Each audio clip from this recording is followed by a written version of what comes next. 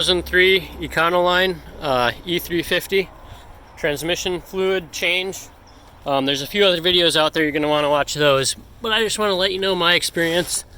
My transmission is the, I don't know if it's 4R100 or whatever, sounds something like that, I'll put it in the description. But this is what the pan looks like. I'll put the number of bolts I counted in the description as well. And also the filter I bought from Amazon. And yeah, I do get a kickback of like 50 cents or something small if you buy it.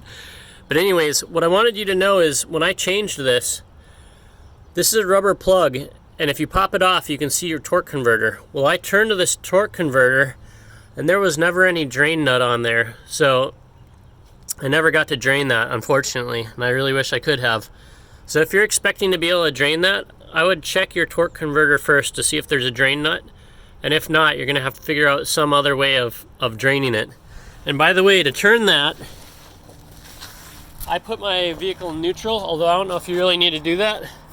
But what I ended up having to do was I used this wood turning, chisel to turn that torque converter. I couldn't use a screwdriver. I had to use the chisel because it required something to bite into the metal a little bit, and then I just turned it on.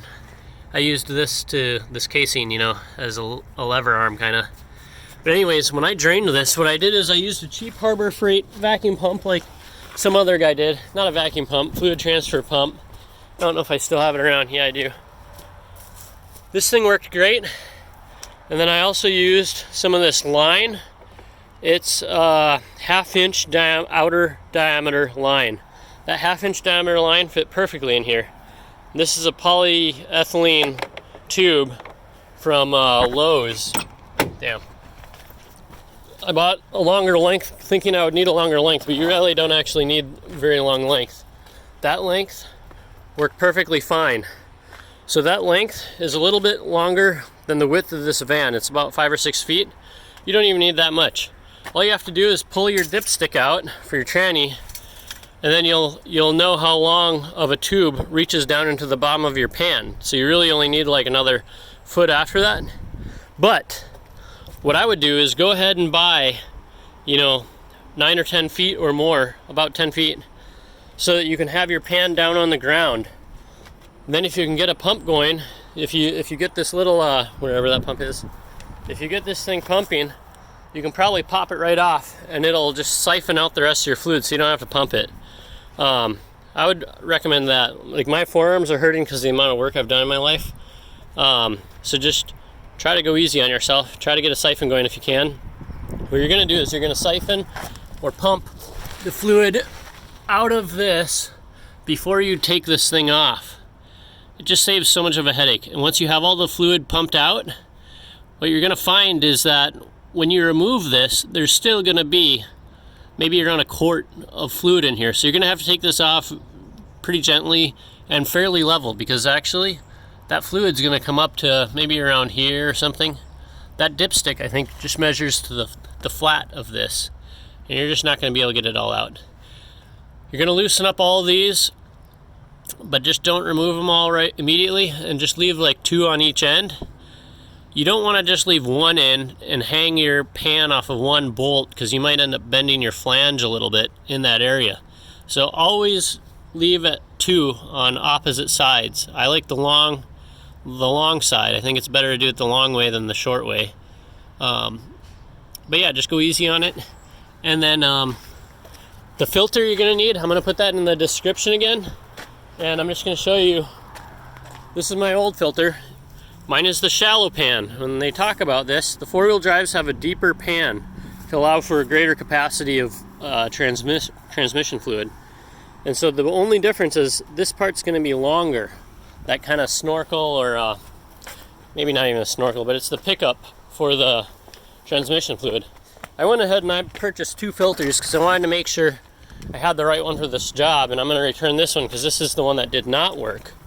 But you could actually make this work if you wanted.